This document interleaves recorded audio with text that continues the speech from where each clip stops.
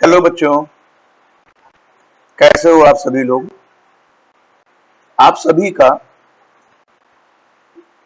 माननीय मुख्यमंत्री जी की महत्वाकांक्षी योजना अभ्युदय के एनडीए की मैथ्स क्लासेस में हार्दिक स्वागत और अभिनंदन करता हूं। बेटा, आज हम लोग जो डिस्कशन स्टार्ट करने वाले हैं उसका नाम है रिलेशंस। हम लोग डेली लाइफ में जब बात करते हैं तो काफी रिलेशन सामने आते हैं, जैसे टीचर और स्टूडेंट का, मदर और daughter, book and it's cost. Mathematics में भी है, जैसे मैं तुमसे कहूं कि 4 is a square of plus minus 2। एक लाइन एल है, वो दूसरी लाइन के पैरेलल है। एक लाइन एल है, दूसरी लाइन एम के वो परपेंडिकुलर है। Area of circle pi r square होता है। ये सब चीजें हमने पढ़ी हुई है ना। तो आप क्या देख रहे हैं? आप देख रहे हैं कि ये जो रिलेशन है वो एक्चुअल में हमेशा एक पेयर ऑफ ऑब्जेक्ट्स जो है वो सर्टेन ऑर्डर में लिखे जाते हैं। तो अब हम लोग बात करने जा रहे हैं बेटा उसी सर्टेन पेयर्स के बारे में जो हम लोगों को एक पैसेज देगा चैप्टर रिलेशंस को पढ़ने के लिए। तो बेटा सबसे पहले हम लोग बात करने जा रहे हैं अबाउट दी ऑर्डर्ड पेयर। बच्चों, ऑर्डर्ड पेयर क्या होता है? देखो, ऑर्डर्ड पेयर में दो एलिमेंट्स या दो ऑब्जेक्ट इस तरीके से व्यवस्थित किए जाते हैं कि ए और बी आपस में किसी रूल से कनेक्टेड हो। जिसमें जो ए लिखा हुआ है ये आपका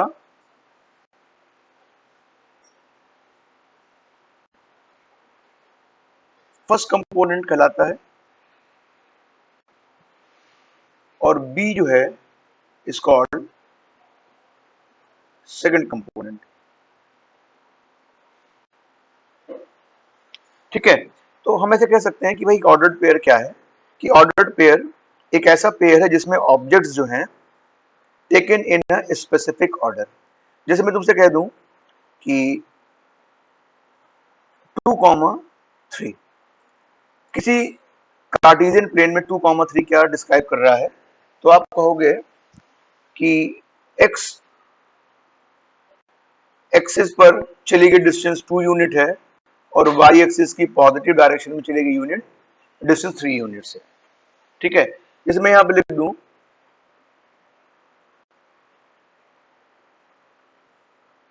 एरिया ऑफ सर्किल और यहां पे लिख दूं पाई आर स्क्वायर। तो बेटा ये भी क्या हो गया? ये भी एक ऑर्डर्ड पेयर हो गया, क्योंकि फर्स्ट कंपोनेंट जो है वो हमको एरिया के बारे में बता रहा है और सेकेंड कंपोनेंट किस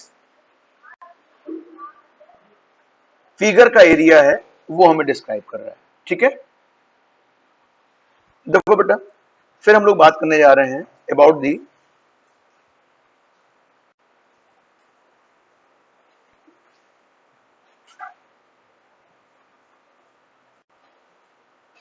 इक्वलिटी ऑफ ऑर्डर्ड पेयर। बेटा, इक्वलिटी ऑफ ऑर्डर्ड पेयर में पहले बात समझ लीजिए। अगर कभी भी मैं तुमसे कहूं कि a comma B C comma D के बराबर है, इसका मतलब हो गया कि पहले ऑर्डर्ड पेयर का फर्स्ट कंपोनेंट दूसरे ऑर्डर्ड पेयर के फर्स्ट कंपोनेंट के और बी डी के बराबर, माने सेकंड कंपोनेंट के बराबर, फर्स्ट कंपोनेंट के बराबर होगा, तो हम लोग बोलेंगे कि ऑर्डर्ड पेयर दोनों आपस में इक्वल है। एक बात बेटा और समझ लो कि ए बी जो है वो बी ए के बराबर नहीं होता है। देखो, ये कह सकते हैं कि कार्टेशियन प्लेन में 2,3 और 3,2 दोनों अलग अलग पॉइंट को लोकेट करते हैं, तो इस वजह से 2,3 का जो ऑर्डर्ड पेयर है वो 3,2 के बराबर नहीं है। ये बात समझ में आ गई बेटा? हम लोग बात करने जा रहे हैं about the Cartesian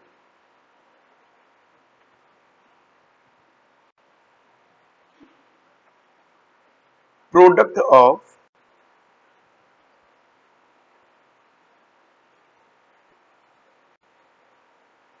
two sets.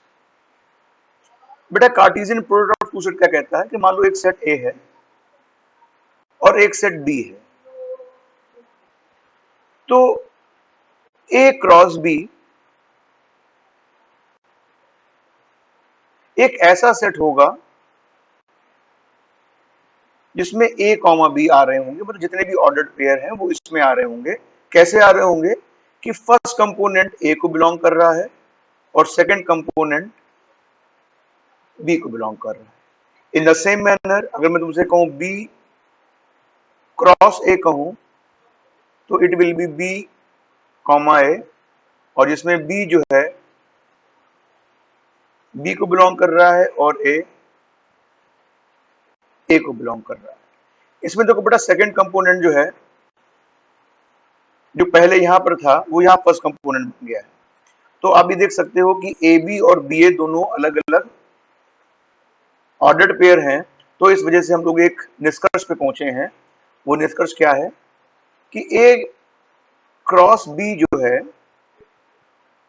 वो बी क्रॉस ए के बराबर नहीं होता है इन जनरल। ठीक है, अब जरा एग्जाम्पल के तौर पर मैं तुमसे बात करूं कि सेट ए को लिख दूं 1 2 3 लिख दूं और सेट बी को लिख दूं ए कॉमा बी, तो जरा मैं तुमसे पूछूं ए क्रॉस बी क्या होगा? तो आप कहोगे 1 comma A 1 comma B 2 comma A 2 comma B 3 comma A और 3 कॉमा बी। बेटा बी क्रॉस ए क्या हो जाएगा? तो A comma 1 A comma 2 A comma 3 B comma 1 B comma 2 और बी कॉमा 3। अच्छा जरा देखो इन दोनों में बेटा क्लियर हो गया कि भाई ए क्रॉस बी और बी क्रॉस ए आपस में बराबर नहीं है। अच्छा दूसरी बात तुम यहां पर देखो, अगर मैं तुमसे पूछूं कि number of element in A cross B कितने हैं, तो आपने कहा कि भाई 3 इंटू 2 माने 6 के बराबर है, और ये एन बी क्रॉस ए के बराबर है। तो पहली बात समझ में आ गई कि number of element in A cross B is same as number of element in B cross A. मतलब ये कह सकते हैं कि ए क्रॉस बी और B cross A equivalent sets हैं। अच्छा दूसरी बात देखो बेटा, तुम जरा यहाँ पे ऑब्जर्व करो कि अगर मैं तुमसे पूछूं एन ए क्रॉस बी किसके बराबर है, तो आप कहोगे एन ए को अगर एन बी से मल्टीप्लाई कर दें तो हम लोगों को सेम नंबर ऑफ एलिमेंट मिल जाएंगे। तो उसी तरीके से क्या हो जाएगा, ये बराबर एन, ये बड़ा हो जाएगा equal to n B cross A. ठीक है ना, बात समझ में आगे नहीं आ गई? अच्छा अब जरा देखो, अगर मैं तुमसे ये कह दूं कि दो सेट ए और बी हैं और ये इनका कार्टेशियन प्रोडक्ट जो है वो एक नल सेट के बराबर है। ठीक है, तो इसका मतलब क्या हो जाएगा बेटा, ये इंप्लाई कर रहा है ईदर ए और बी आर एम्प्टी सेट। ठीक है, अगर बेटा दोनों में से कोई एक एम्प्टी सेट होगा तो ए क्रॉस बी तो ही फाई होगा, अदरवाइज ये फाई नहीं होगा। ठीक है, अच्छा एक बात और समझ लो बेटा, अगर मान लो ए या बी इन दोनों में से कोई भी इनफाइनाइट सेट है, तो इसका मतलब हो जाएगा, इसका मतलब A cross B will also be an infinite set. ठीक है, इसमें कोई दिक्कत तो नहीं हो रही होगी? अच्छा तो देखो बेटा, इस पर सबसे पहले बेसिक फटाफट प्रॉब्लम कर लेते हैं, फिर हम लोग आगे बात बढ़ाते हैं। देखो बेटा, जैसे मैं तुमसे कह दूं कि एक क्वेश्चन है कि x माइनस 4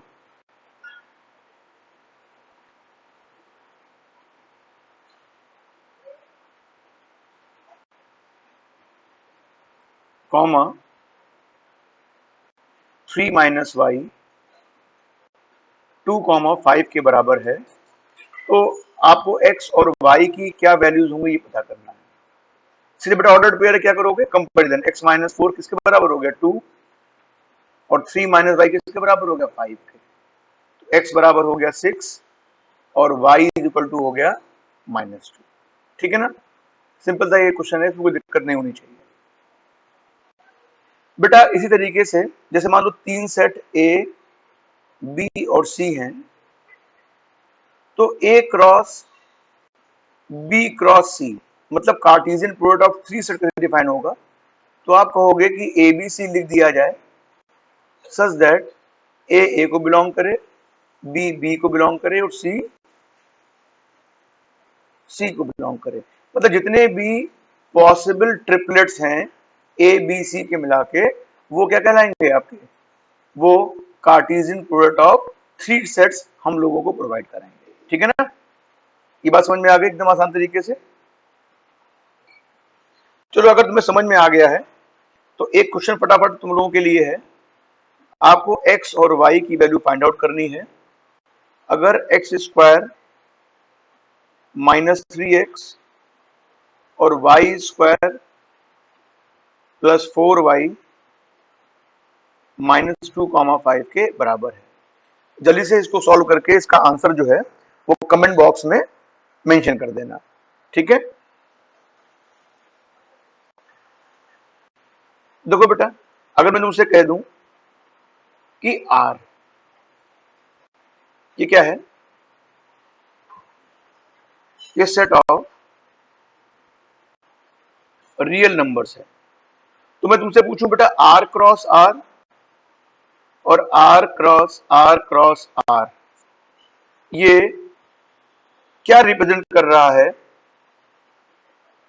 तो देखो भाई,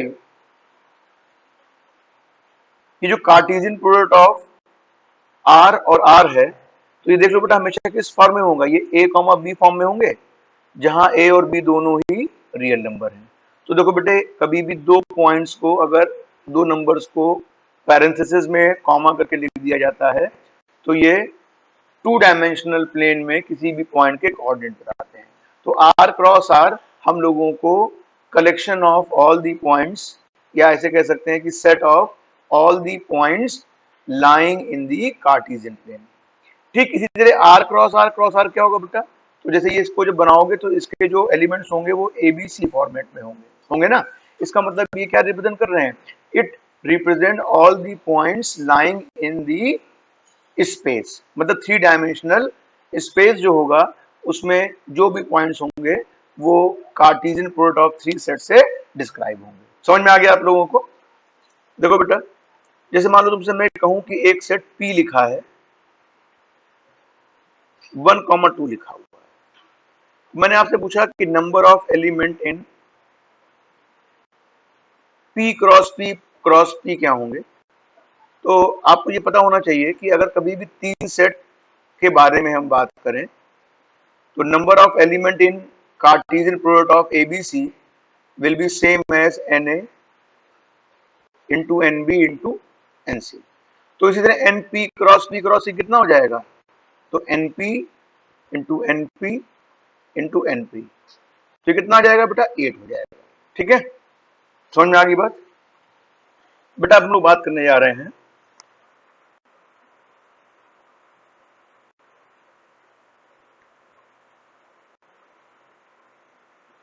some results on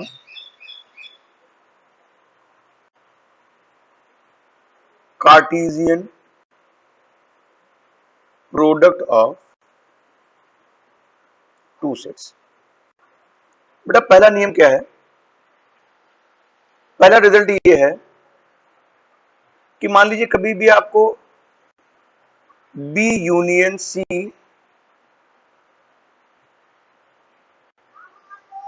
से इसे क्रॉस प्रोडक्ट निकालना है।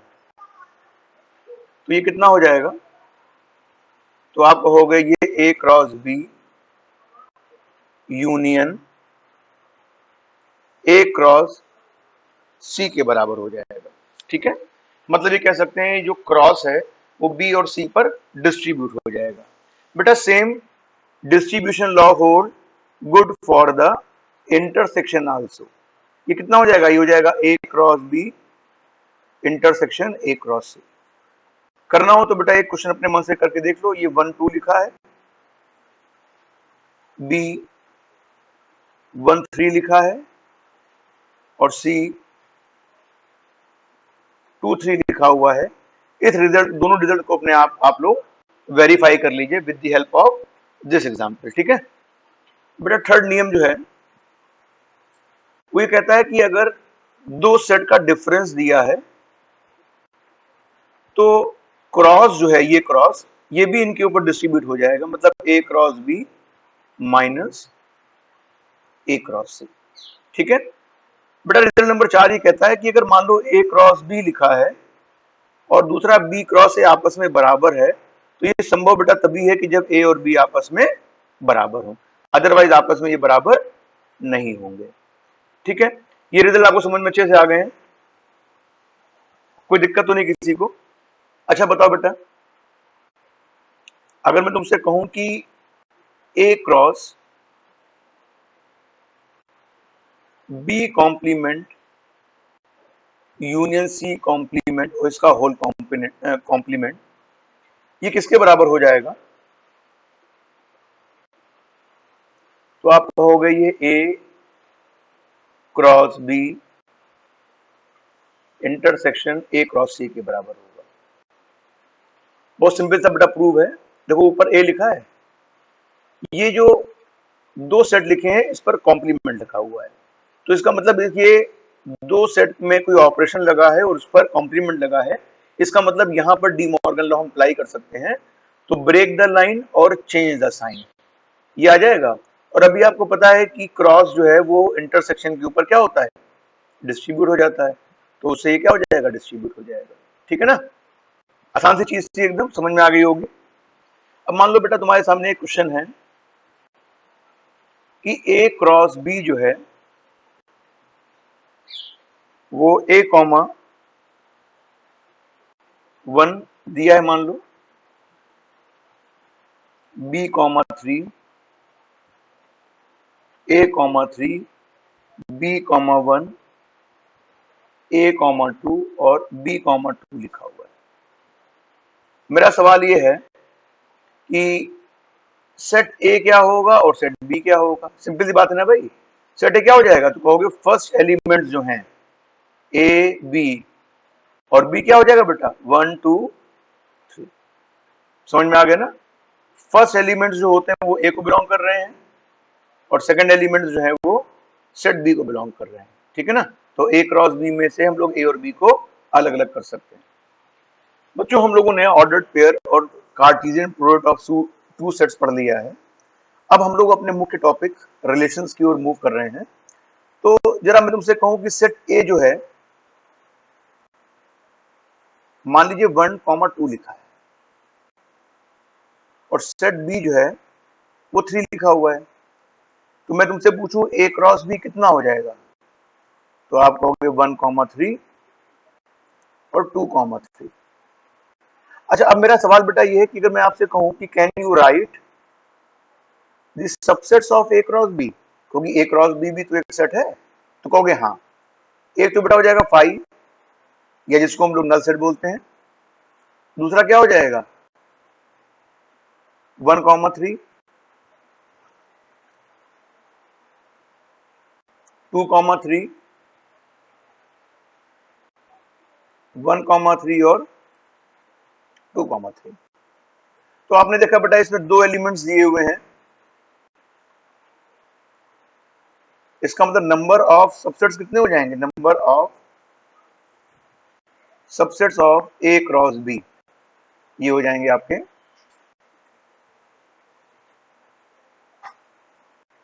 2 की पावर 2 विच इज 4।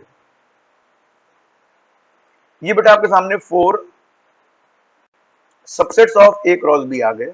और आपको जान के अच्छा लगेगा कि जितने भी सबसेट्स हैं 1, 2, 3 और 4, ये चारों के चारों सबसेट्स जो हैं, हर एक सबसेट को हम लोग क्या नाम देंगे? रिलेशन।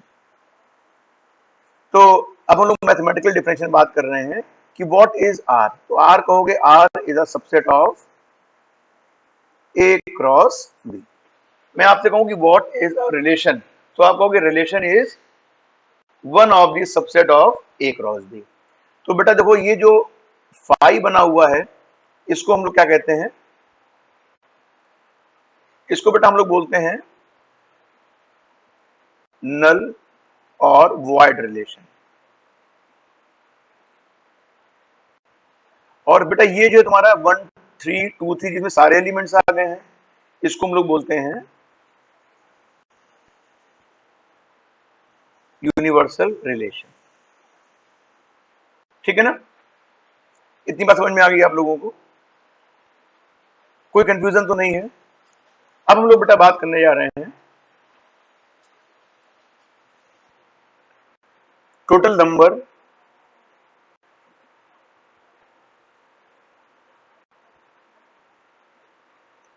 ऑफ रिलेशंस के बारे में।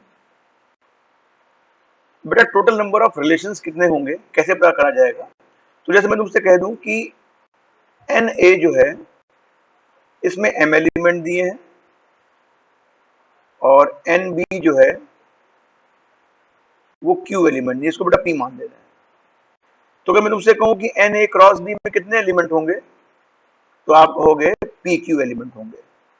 और बेटा पी क्यू एलिमेंट होने की वजह से नंबर ऑफ रिलेशंस क्या होंगे? नंबर ऑफ रिलेशंस बराबर number of subsets of A cross B. तो ये कितने आ जाएंगे बेटा? 2 to the power p into Q आ जाएंगे। ठीक है ना? सिंपल सी बात है। तो अगर हम ऐसे कह सकते हैं कि अगर किसी सेट ए लिखा हुआ है, इसकी कार्डिनलिटी 5 है और कार्डिनलिटी ऑफ बी 3 है, तो नंबर ऑफ रिलेशंस जो होंगे वो 2 टू द पावर 5 इंटू 3, मतलब 2 to the power 15 relations are possible. ठीक है? ये बात समझ में तुमको आ गई? अच्छा, अब ये बात करने जा रहे हैं कि किसी भी रिलेशन को किस तरीके से रिप्रेजेंट किया जाता है। तो नेक्स्ट हमारा टाइटल है रिप्रेजेंटेशन ऑफ अ रिलेशन। तो बेटा सबसे पहला जैसे सेट में था वैसे यहां भी रोस्टर फॉर्म। रोस्टर फॉर्म क्या होता है बेटा? इसमें सेट ए और बी दिए हैं और उसका उसी सबसेट को जैसे 2, 3, 3, 4 टेबुलेट कर देते हैं। ठीक है ना? इस तरीके से हमने एक रिलेशन बना दिया। बेटा नंबर 2 होता है set builder form of representing a relation. बच्चों इसमें क्या हो जाता है? इसमें रिलेशन आर को एक जनरल डेफिनेशन से लिख दिया जाता है A comma B such that ए जो है वो ए को बिलोंग कर रहा है और बी जो है वो बी को बिलोंग कर रहा है। और साथ साथ कुछ रिलेशन बता दिया गया कि भाई ए प्लस बी जो है वो 5 के बराबर है। ठीक है? जैसे मैं तुमसे कह दूं एक सेट ए है बेटा, इसमें 1, 2, 3, 4, 5, 6 लिखा हुआ है। और सेट बी है, इसमें -1, 0, 1, 2, 3, 4 लिखा हुआ है। अगर मैं तुमसे कहूं कि ये जो रिलेशन है वो इसी सेट के लिए है, तो इसको रोस्टर फॉर्म में कैसे लिखोगे? तो पहला एलिमेंट बेटा कितना होगा? ये है इसका एलिमेंट 1, तो यहाँ 1 लिख दिया। तो 1 में इस सेट का कौन सा एलिमेंट लिख दें कि 4 आ जाए, 5 आ जाए सम, तो 4 लिख दो। ठीक है? फिर हमने एलिमेंट यहाँ 2, 2 में बेटा हम क्या लिख दें यहाँ पर कि सम 5 हो जाए, तो 2,3। फिर 3 के साथ में बेटा क्या हो सकता है, 3 के साथ में 2 आ जाएगा, ठीक है। 4 के साथ में 1 आ जाएगा, 5 के साथ में 0 आ जाएगा, 6 के साथ में -1 आ जाएगा, और a प्लस बी इसमें 5 के बराबर आ जाएगा। ठीक है, बात समझ में आ गई? ठीक है, तो देखो बेटा अगर बात समझ में आ गई है तो हम बात करने जा रहे हैं about the domain and range of a relation. बेटा किसी भी रिलेशन की डोमेन और रेंज क्या होती है, तो डोमेन ऑफ अ रिलेशन ये जो है सेट ऑफ फर्स्ट कंपोनेंट, ठीक है। और रेंज क्या हो जाएगी बेटा, रेंज ऑफ रिलेशन बेटा कितनी हो जाएगी, तो आप कहोगे सेट ऑफ सेकंड कंपोनेंट। तो अगर मैं ऊपर वाले एग्जांपल, जो बेटा एग्जांपल तुम्हारे सामने ये दिया हुआ है, अगर मैं आपसे कहूं कि इस सेट की डोमेन और रेंज क्या है, तो आप बताओगे कि इसकी जो डोमेन है, डोमेन क्या हो जाएगी 1 2 3 4 5 और 6 हो जाएगी, जबकि रेंज जो है ये हो जाएगी 4 3 2 1 0 और -1। ठीक है ना, कोई कंफ्यूजन तो नहीं है इसमें आप लोगों को? तो इस तरह बेटा हम ये कह सकते हैं कि जो डोमेन ऑफ अ रिलेशन जो होगी वो क्या होगा, वो उसमें ए होगा सच दैट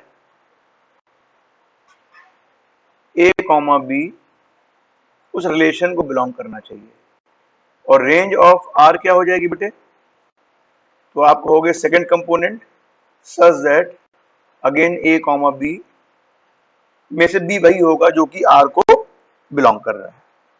ठीक है ना। अच्छा, अब मेरा एक क्वेश्चन तुम्हारे सामने है कि सेट ए जो है वो 1 3 5 7 है, और सेट बी जो है वो 2 3 4 है। मेरा सवाल है कि please find the number of relations from, पहला है ए टू ए, दूसरा है बी टू बी, तीसरा है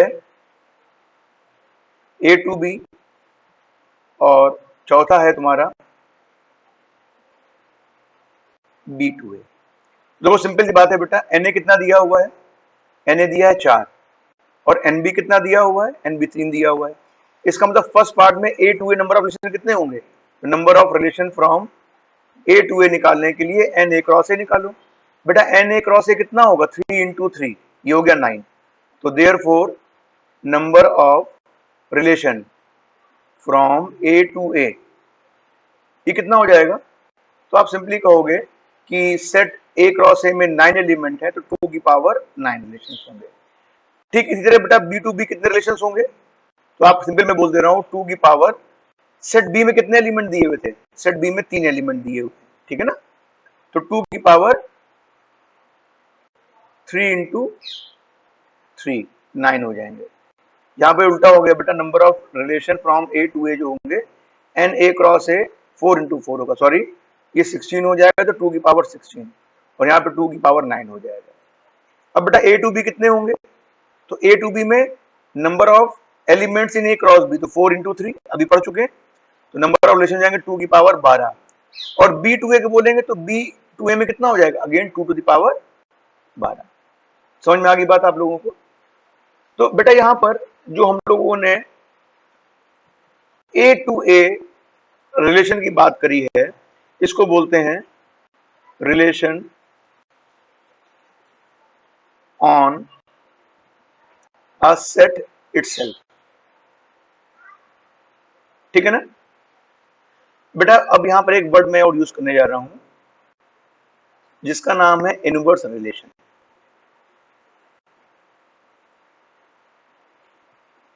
बच्चों इनवर्स रिलेशन क्या होता है? तो इसको हम ऐसे कह सकते हैं कि मान लीजिए एक रिलेशन आर है, वो ए कॉमा बी दिया है सच दैट ए सेट ए को बिलोंग कर रहा है और बी सेट बी को बिलोंग कर रहा है। देन आर इनवर्स जो होगा बेटा, इनवर्स रिलेशन, वो बी कॉमा ए से रिप्रेजेंट होगा कि इसमें बी जो है बिलोंग करेगा बी को और ए बिलोंग करेगा ए को। ठीक है ना? इसमें कोई कंफ्यूजन तो नहीं किसी को? तो इस तरीके से कर सकते हैं बेटा कि अगर मैं तुमसे कहूं कि डोमेन ऑफ आर जो होगी वो रेंज ऑफ आर इनवर्स हो जाएगी and range of R it will be domain of R inverse हो जाएगी। ये बात क्लियर होगी आप लोगों को? देखो बेटा, मान लीजिए एक सेट ए है, इसमें 1 2 3 दिया है और सेट बी दिया हुआ है 4 5 और 6। आपके सामने दो रिलेशन दिए हुए हैं R1, बेटा ये है 1 4 1 5 2 6 और रिलेशन R2 है 4 1 4 3। तो अगर मैं तुमसे पूछूं कि इन दोनों रिलेशंस में कौन सा रिलेशन ए टू बी नहीं है, देखो मैंने बताया था बेटा ए टू बी का जो भी रिलेशन होगा ये बात पक्की है कि it must be a subset of A cross B. और ए क्रॉस बी में क्या होता है, पहला एलिमेंट ए को बिलोंग करता है और दूसरा एलिमेंट जो है वो बी को बिलोंग करता है। अब जरा देखिए इसमें 1 4 1 5 2 6 1 1 2 1 1 2 इसी में लाई कर रहे हैं, 4 5 6 इसमें बिलोंग कर रहा है, इसका मतलब ये relation but A to B है। बेटा इसमें देखो 4 1 4 3 4 1 लिखा हुआ है, तो ये 4 जो है, तो 4 1 और 4 3 जो है वो सेट जो पहले एलिमेंट है बेटा वो सेट बी को बिलोंग कर रहे हैं और सेकंड एलिमेंट सेट ए को बिलोंग कर रहे हैं। इसका मतलब ये जो R2 है वो उसके एलिमेंट जो है वो बी क्रॉस ए के एलिमेंट्स को बिलोंग कर रहे हैं, इसलिए R2 जो है वो ए टू बी रिलेशन डिस्क्राइब नहीं कर रहा है। ठीक है? देखो बच्चों, अब हम लोग बात करने जा रहे हैं about the types of relations पर। टाइप्स ऑफ रिलेशन में जो भी हम यहाँ पर रिलेशन डिस्क्राइब करने जा रहे हैं वो रिलेशंस ऑन सेट ए होंगे। सेट ए पे होने का मतलब क्या हुआ बच्चों कि आपके पास में सेट ए दिया हुआ है और जो भी रिलेशन है वो इसी सेट ए पर डिस्क्राइब किया जा रहा है। तो बेटा सबसे पहला जो रिलेशन है उसका नाम है आइडेंटिटी रिलेशन। बेटा आइडेंटिटी रिलेशन क्या होता है, इसको बहुत सिंपल तरीके से समझ लो। जैसे मैं तुमसे कहूं कि एक सेट, एक एग्जांपल के माध्यम से समझाना चाहूंगा आप लोगों को। एक सेट ए लिखा है, इसके एलिमेंट है 1 2 3, तो इसका मतलब ए क्रॉस ए में कितने एलिमेंट्स होंगे, 9 एलिमेंट। तो देयरफॉर नंबर ऑफ रिलेशंस कितने होंगे बच्चों, तो आप कहोगे नंबर ऑफ रिलेशंस जो होंगे वो 2 की पावर 9 मतलब 512 रिलेशन होंगे। तो बेटा इन 512 रिलेशन में एक रिलेशन जो होगा वो तो नल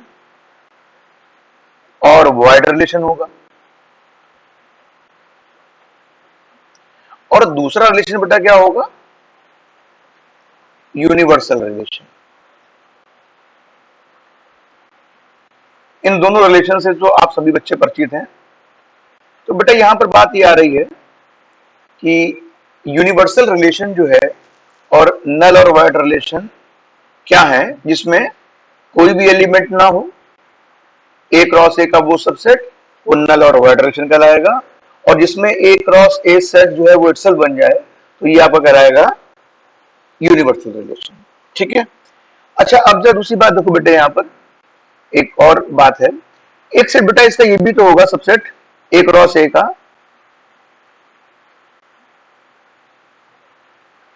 1 1 2 2 3 3 होगा नहीं होगा? तो बच्चों जो ये रिलेशन आपके सामने लिखा हुआ है 1 1 2 2 3 3, मतलब जो एलिमेंट लिखे हुए हैं इन्हीं के डबलेट्स बनाकर एक रिलेशन डिस्क्राइब किया जाएगा। तो इस रिलेशन को बच्चों हम लोग आज और अभी से क्या नाम देंगे? इसका नाम देंगे आइडेंटिटी रिलेशन।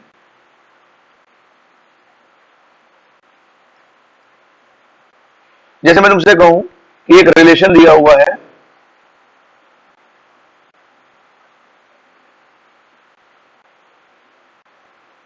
ए कॉमा ए,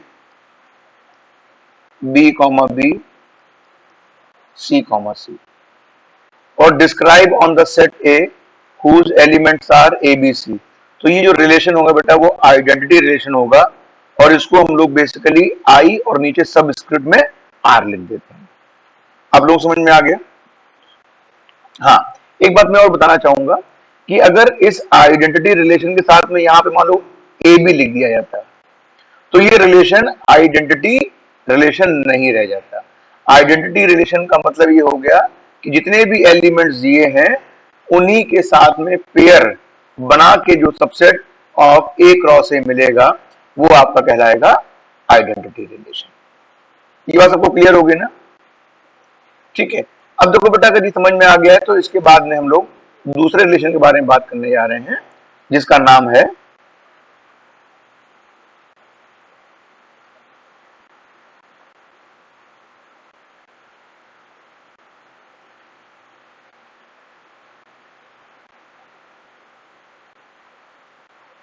रिफ्लेक्सिव रिलेशन। बच्चों रिफ्लेक्सिव रिलेशन क्या होता है? तो रिफ्लेक्सिव का मतलब होता है कि जैसे यहां पर ए लिखा हुआ है, इसका हम रिफ्लेक्शन ले लें तो रिफ्लेक्शन लेने पर ए ही तो मिलेगा, मतलब ए का रिफ्लेक्शन ए ही होगा, वन का रिफ्लेक्शन वन ही होगा। तो ऐसे जितने भी रिलेशंस हैं जिनमें दोनों एलिमेंट्स क्या हो? मौजूद हो, मतलब किसी भी सेट, मान लो सेट ए लिखा है, सेट ए में element A B C D है,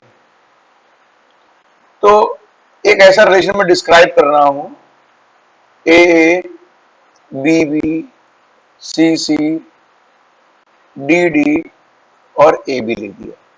तो देखो बेटा, इस जो रिलेशन दिया हुआ है इस रिलेशन में आपके पास में आइडेंटिटी रिलेशन भी दिखाई पड़ रहा है, साथ में कुछ और भी दिखाई पड़ रहा है। तो बच्चों ऐसा रिलेशन, मैं आपको सिंपल वर्ड्स में बता रहा हूं, ऐसा रिलेशन जिसमें आइडेंटिटी रिलेशन मौजूद हो तो वो रिलेशन जो है एक रिफ्लेक्सिव रिलेशन कहलाएगा।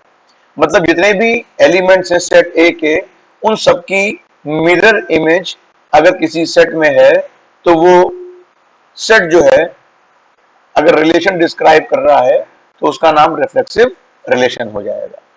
एक बात ध्यान रखना है कि जितने भी एलिमेंट्स दिए हैं बेटा सेट ए के सबका रिफ्लेक्शन यहां पर मौजूद होना चाहिए। अगर मैं मान लो सपोज करो एक सेट ऐसा लिख दूं, इसी सेट ए के बारे में बात कर रहा हूं और एक रिलेशन मैंने डिस्क्राइब किया, ए लिख दिया और ए बी लिख दिया, तो मैं तुमसे सवाल ही पूछता हूं कि बच्चों का ये रिलेशन जो है वो रिफ्लेक्सिव है? तो आप कहोगे नहीं। क्यों नहीं है? क्योंकि ए तो है लेकिन बी बी सी सी और डी डी इसमें नहीं है, इसका मतलब रिफ्लेक्सिव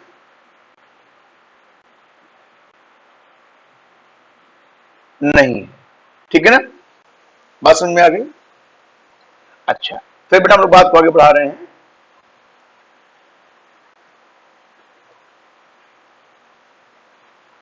बेटा एक्स रिलेशन तुम्हारा है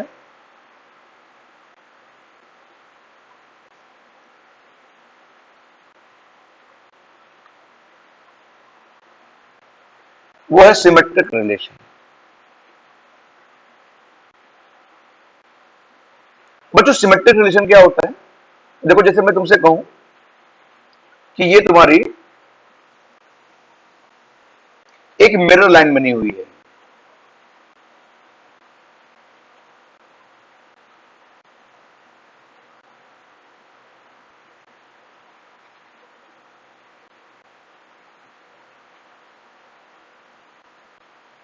देखो बेटा यहां पर एक एलिमेंट लिखा हुआ है a कॉमा बी। अगर मैं इस एलिमेंट का रिफ्लेक्शन इस मिरर लाइन से ले लूं तो बी देखो इस मिरर के नजदीक है, तो इसकी इमेज पहले बनेगी और ए की इमेज बाद में बनेगी। ठीक है, तो देखो बेटा अगर मैं तुमसे कहूं कि ये और ये दोनों में क्या है, देखो बी और बी के बीच की डिस्टेंस वही है, मतलब यहां आपस में ये डिस्टेंस और डिस्टेंस बराबर है, इधर ए की और ए की डिस्टेंस बराबर है। तो हम लोग ऐसा कह सकते हैं कि ये ए बी और बी ए अगर ऐसे देखा जाए तो इस लाइन मिरर के अबाउट सिमेट्रिकल है। तो मैं ये कहना चाहूंगा आप लोगों से कि ऐसा रिलेशन जिसमें अगर ए बी दिया हो तो इसका मतलब उसमें बी ए भी होगा। अगर ऐसा हो रहा है तो वो रिलेशन आपका क्या कहलाएगा, वो रिलेशन आपका सिमेट्रिक रिलेशन कहलाएगा। जैसे फॉर एग्जांपल मैं आपसे बात करूं, एक सेट ए है जिसके एलिमेंट 1 2 3 है। एक मैंने रिलेशन डिस्क्राइब किया 1 2 2 2 2 1। मेरा सवाल आपसे ये है कि क्या ये रिलेशन एक सिमेट्रिक रिलेशन है? तो आप कह दोगे भाई चेक करना पड़ेगा। क्या चेक करोगे कि 1 2 का रिफ्लेक्शन अगर मैं तुमसे किसी मिड लाइन पे लूं तो क्या हो जाएगा, तो आप कहोगे इट विल बी 2 1। ठीक है ना, बोलो। और इसी तरीके मैं आपसे कहूं कि 2 2 का रिफ्लेक्शन क्या होगा, तो आप कहोगे 2 2 का रिफ्लेक्शन, तो मान लो 2 2 लिख दो, तो इसका रिफ्लेक्शन क्या होगा, 2 2 ही रहेगा। अब किसी भी, मैंने आपको पहले सेट में बताया था कि अगर सेट में ये 1 2 लिखा हुआ है और ये सेट बी लिखा है 1 1 2 2 2 ऐसे लिखा हुआ है, तो दोनों में कोई डिफरेंस नहीं है, ए बराबर बी है। ठीक है ना, मतलब दोनों में एलिमेंट्स भले जो हैं ज्यादा है बी में, लेकिन सेम एलिमेंट्स हैं, तो इस वजह से दोनों सेट आपस में कैसे हैं, इक्वल हो गए। तो 2 2 दो बार लिख दो, इसका मतलब ये ऑलरेडी इसका रिफ्लेक्शन भी यहां पर मौजूद है। Therefore this relation is a symmetric relation. मतलब कहने का मतलब ये है कि अगर मान लो कोई एलिमेंट ए है जो बी से रिलेटेड है और अगर रिलेशन सिमेट्रिक है तो इसका मतलब क्या करेगा, बी भी ए से रिलेटेड होगा। अभी कुछ एग्जांपल देंगे तो आपको पिक्चर जो क्लियर हो जाएगी कि ये जो सर बताना चाह रहे हैं वो क्या चीज है। ठीक है, अब मैं बेटा बात को आगे बढ़ा रहा हूं, बात को आगे बढ़ते देखिए। जैसे मैं आपसे कहूं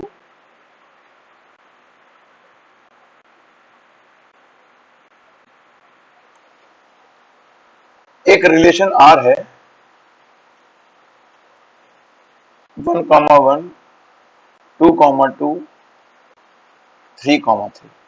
अच्छा जरा ध्यान से देखो, 1 1 2 2 3 3, ये इसका मतलब ये आइडेंटिटी रिलेशन हो गया अगर सेट ए 1 2 3 है। तो देखो बेटा अगर मैं तुमसे पूछूं कि क्या ये रिलेशन रिफ्लेक्सिव भी है, तो आप कहोगे हाँ। रिफ्लेक्सिव रिलेशन होने के लिए शर्त क्या होती थी बेटा, रिफ्लेक्सिव रिलेशन होने के लिए शर्त ये होती थी कि दोनों पेयर्स जो हैं, मतलब डबलेट्स जितने भी एलिमेंट्स हैं उनके डबलेट्स उस सेट को बिलोंग करें। अगर ऐसा हो रहा है तो हम लोग कहते थे कि भाई दोनों सेट जो हैं, वो जो गिवन रिलेशन है वो रिफ्लेक्सिव है। तो देखो बेटा ये आइडेंटिटी रिलेशन जो है वो क्या हो जाएगा, रिफ्लेक्सिव हो जाएगा। तो पहली बात हमने ये जानी, नोट नंबर 1, कि every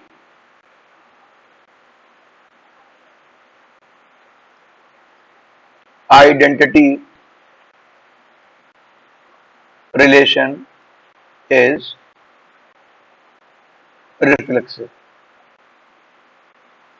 but it's converse, converse का मतलब बेटा उल्टा, opposite, it's converse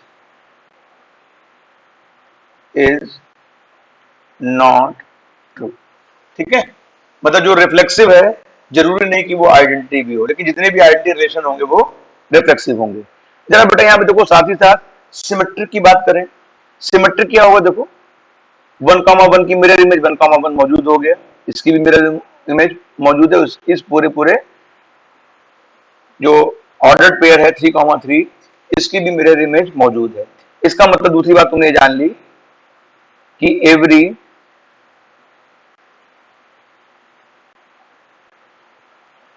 identity relation is symmetric, और इसका अपोजिट ट्रू नहीं है। ठीक है ना, बात समझ में आ गई बेटा। इसके बाद में हम लोग बात करने जा रहे हैं अबाउट द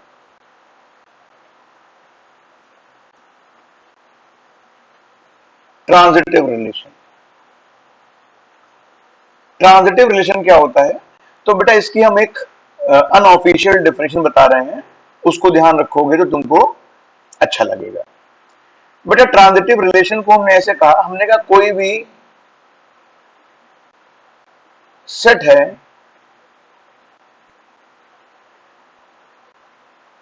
उस पर कोई रिलेशन डिस्क्राइब किया जाएगा, तो हर एक रिलेशन ट्रांजिटिव होगा एक्सेप्ट, अब एक्सेप्ट क्या होगा, हमने कहा जितने भी रिलेशंस होते हैं, मैं इसको ऐसे बेटा थोड़ा सा फ्रेज कर रहा हूं कि जितने भी रिलेशंस होते हैं वो ट्रांजिटिव रिलेशंस होते हैं, लेकिन शर्त यह है कि अगर मान लीजिए मैं आपसे कह दूं कि इसमें एक एलिमेंट ए है रिलेशन में जिसका संबंध बी से है, और बी जो है वो संबंध उसका सी से है, तो बेटा अगर ये हम ये कह पाए कि ए जो है वो रिलेटेड विद सी है, तो वो जो रिलेशन होगा वो ट्रांजिटिव होगा, अदरवाइज ट्रांजिटिव नहीं होगा। दूसरी बात, ए बी से रिलेटेड है, सी डी से रिलेटेड है, देन डायरेक्ट बोल दोगे रिलेशन ट्रांजिटिव है। मतलब अगर सेकेंड एलिमेंट की दोस्ती किसी भी एलिमेंट के, जो भी ऑर्डर्ड पेयर के फर्स्ट एलिमेंट से नहीं है, तो वो रिलेशन हमेशा ट्रांजिटिव कहलाएगा। ये बात समझ में आ गई ना। जरा देखो मैं क्या बताना चाह रहा हूं, मैं कहने चाह रहा हूं कि जैसे मान लो मैंने सेट तुमसे ए बी सी लिया, मैंने इसका एक रिलेशन बनाया,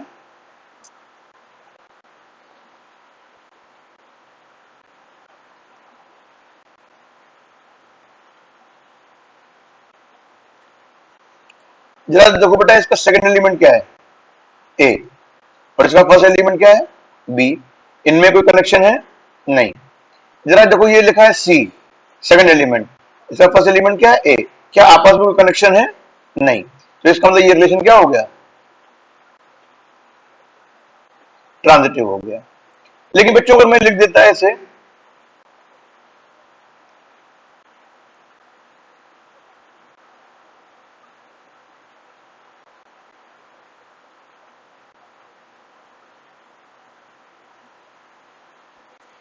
जरा देखो बेटा इस सेकंड एलिमेंट फर्स्ट से मिल गया, तो मतलब ए और ए है, तो इसका मतलब ए बी होना चाहिए, मौजूद हो गया भाई।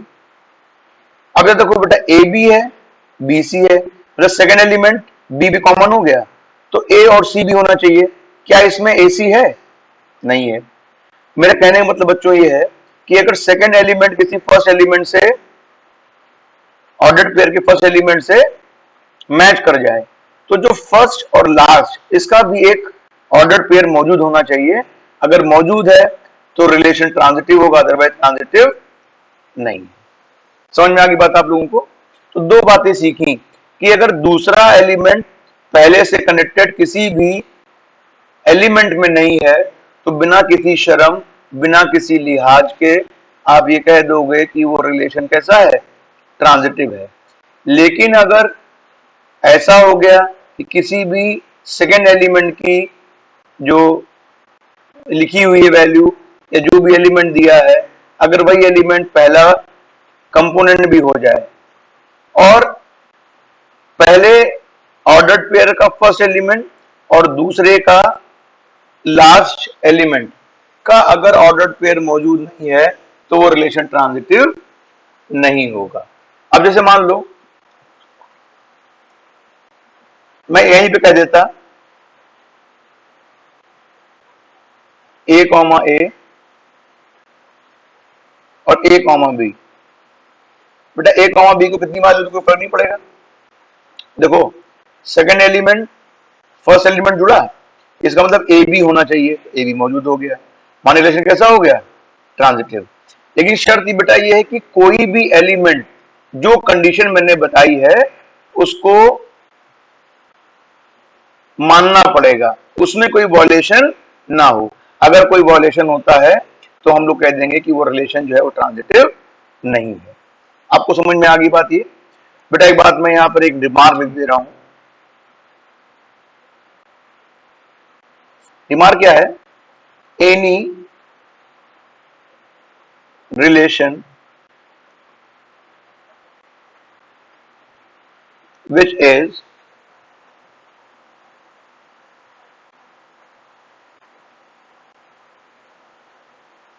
reflexive, symmetric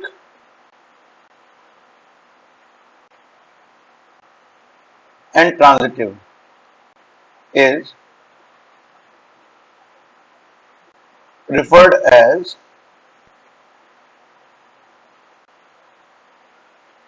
equivalence relation.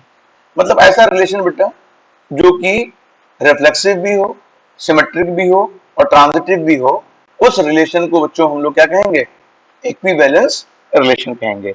हम भी बेटा इसके ऊपर अभी हम लोग बात आगे करेंगे, लेकिन सबसे पहले ये जो मैंने तीन रिलेशंस आपको बताए हैं ये आपको जरूर क्लियर होने चाहिए। तो हम लोग अब वो चर्चा करने जा रहे हैं कि जिस चर्चा से हम ये जान पाएंगे कि कोई रिलेशन जो है वो रिफ्लेक्सिव है कि नहीं है, ट्रांजिटिव है कि नहीं है और सिमेट्रिक है कि नहीं है। तो आइए जरा हम लोग कुछ प्रॉब्लम डिस्कस करते हैं। बेटा इसमें है सबसे पहले हमने कहा कि एक रिलेशन है कुछ इस सेट पे दिया हुआ है, इज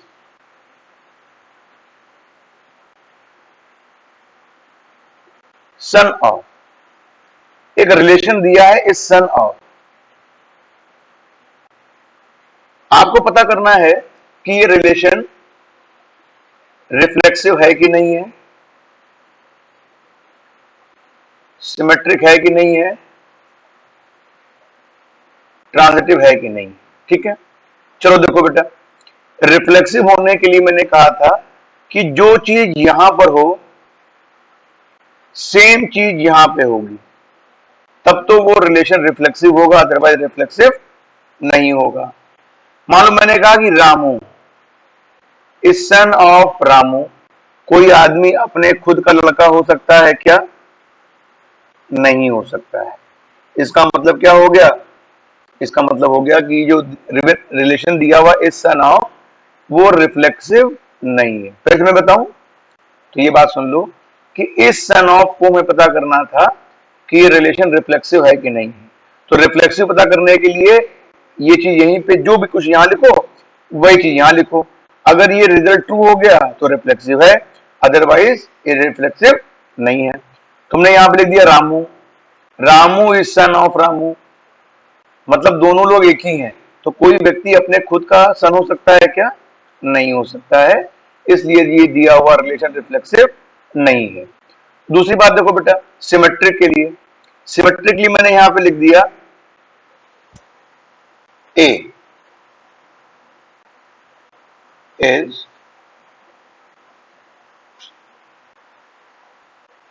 सन ऑफ बी।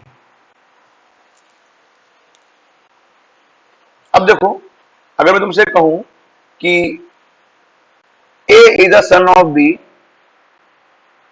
इसका मतलब B इज सन ऑफ ए।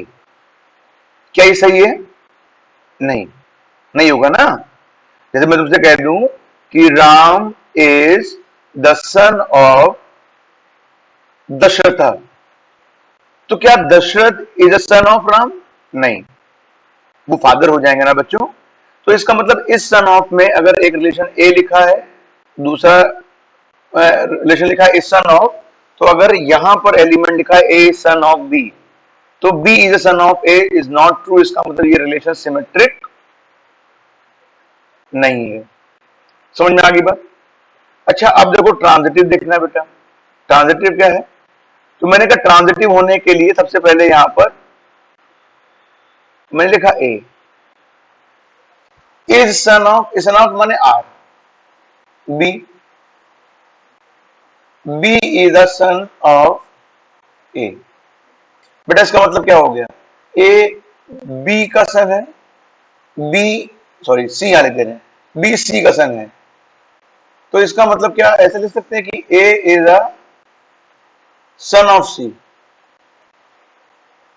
गलत हो गया ना? क्यों गलत हो गया भाई? कि देखो अगर ए बी का बेटा है, बी सी का बेटा है, तो इसका मतलब ए और सी दादी या दादा दादा पोते होंगे ना, grand son and grand father, है ना। तो ए इज सन ऑफ सी नहीं होगा, ए इज ग्रैंड सन ऑफ सी होगा। इसका मतलब ये जो दिया हुआ रिलेशन है वो ट्रांजिटिव भी नहीं है। अभी आपको समझ में आ रहा है कि कैसे हम रिलेशन को देखेंगे कि वो रिफ्लेक्सिव है कि नहीं है, ट्रांजिटिव है कि नहीं है, सिमेट्रिक है कि नहीं है। तो देखो बेटा, मैंने नेक्स्ट एग्जांपल लिया, मैंने कहा इज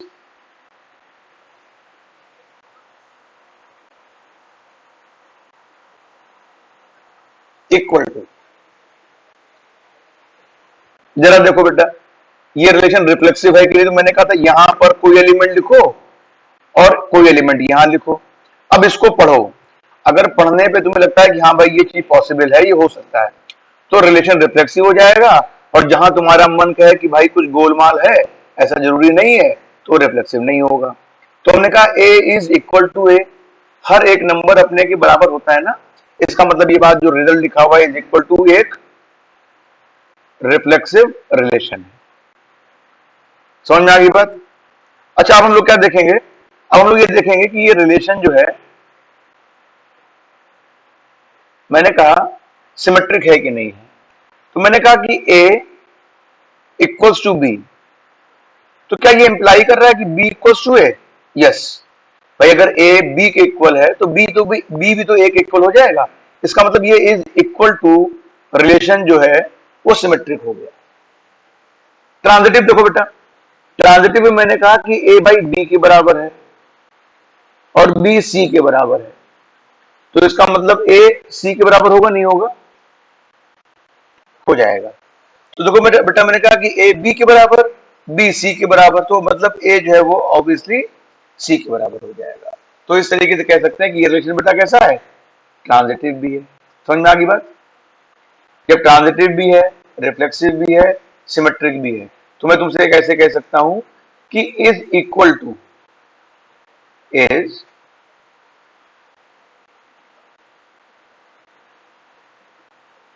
इक्वल टू, ये जो रिलेशन है इज एन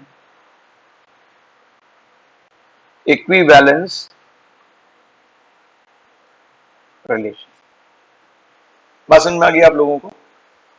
इसमें कोई कंफ्यूजन तो नहीं है?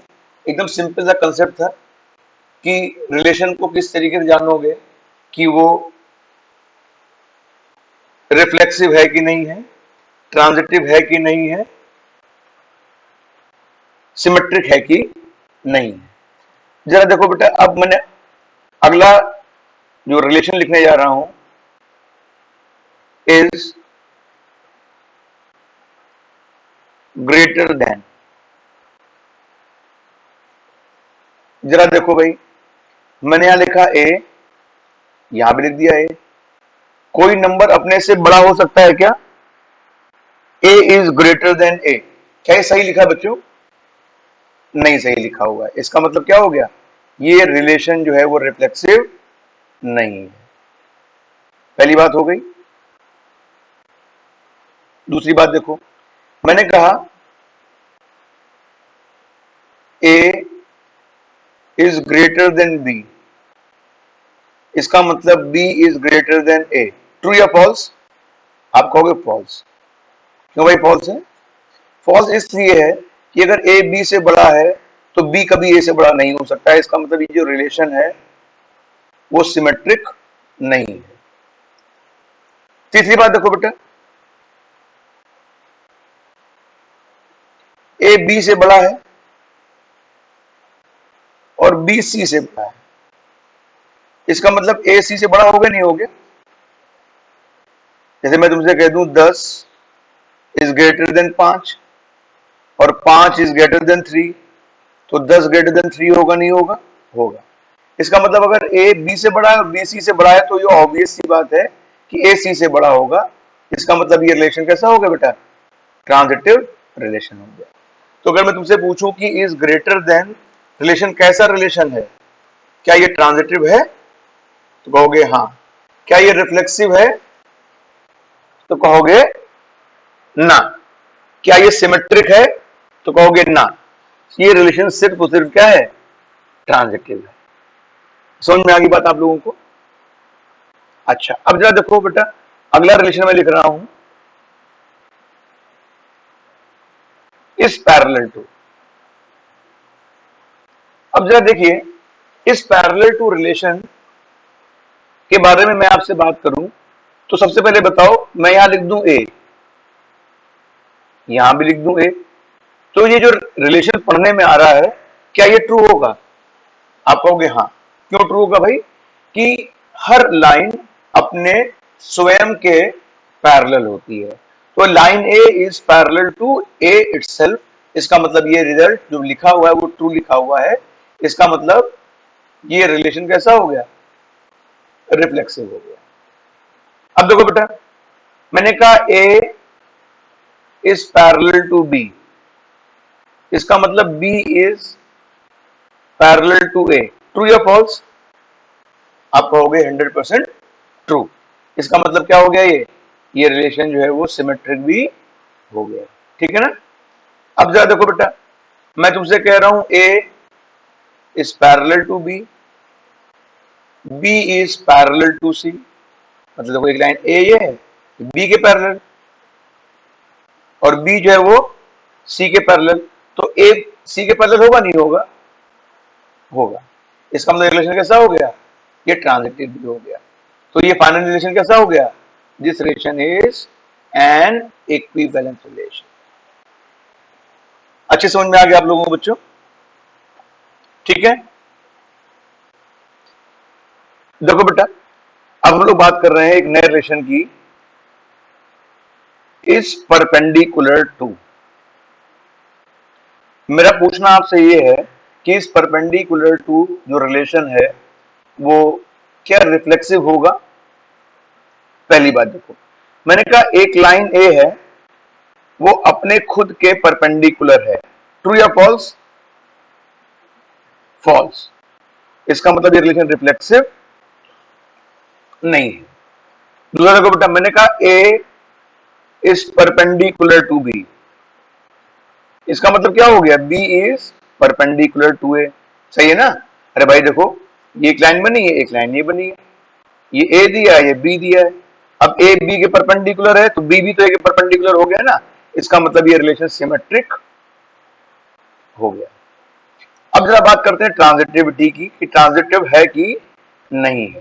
तो देखो मैंने क्या कहा, हमने कहा भाई एक लाइन ए जो है वो बी के परपेंडिकुलर है और बी जो है वो सी के परपेंडिकुलर है। इसका मतलब A is perpendicular to C. True या फॉल्स? फॉल्स। क्यों भाई? देखो मैंने कहा ए बी के परपेंडिकुलर है और बी जो है वो सी के परपेंडिकुलर है। इस तरीके से ये दोनों आपस में कैसी होगी बच्चों? पैरेलल हो गई, है ना?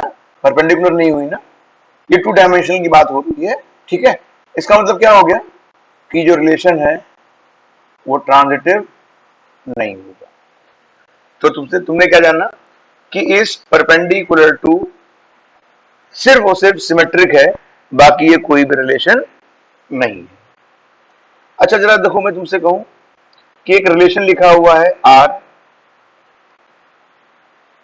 X comma Y such that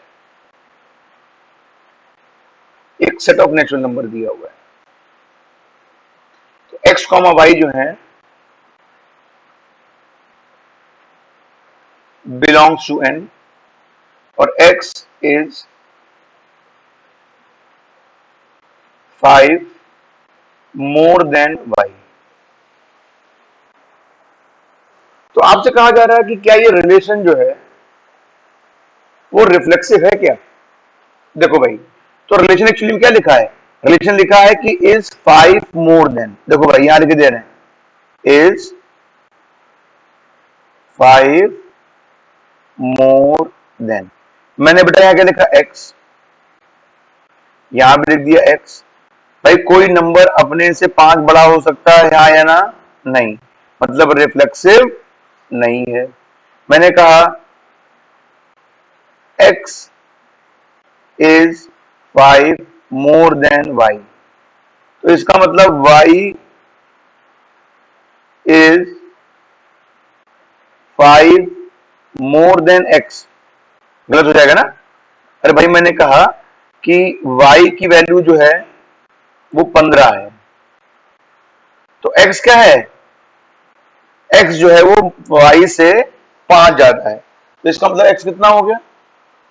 20 हो गया। अब जरा उल्टा पढ़ो, 15 20 से 5 ज्यादा है, गलत हो गया ना भाई? 15 20 से 5 कम है ना? तो अगर एक नंबर दूसरे से 5 ज्यादा है, दूसरा नंबर उससे 5 कम हो जाएगा, इसका मतलब ये रिलेशन सिमेट्रिक भी नहीं है। अब जरा देखो ट्रांजिटिविटी देखेंगे भाई इनकी। हमने कहा भाई x जो है वो y से 5 ज्यादा है और y जो है वो z से 5 ज्यादा है। अब जरा दोनों को जोड़ दो, x प्लस वाई बराबर y plus 5 z plus 5, bio cancel हो गया। x की वैल्यू कितनी आ गई? z प्लस 10, मतलब x जो है वो z से 10 ज्यादा है, 10 यूनिट ज्यादा है। अब बेटा 10 यूनिट ज्यादा है, जबकि रिलेशन क्या लिखा है? इज 5 मोर देन, ये तो लिखा हुआ है। तो 5 मोर देन होने का मतलब ये हो गया कि जो रिलेशन 5 होना चाहिए था यहां पर 10 आ गया, इसका मतलब ये रिलेशन ट्रांजिटिव नहीं है। तो अगर तुमसे कहें कि ये इक्विवेलेंट रिलेशन है, ट्रू या फॉल्स, तो आप कहोगे 100% फॉल्स। कोई दिक्कत तो नहीं बेटा इसमें?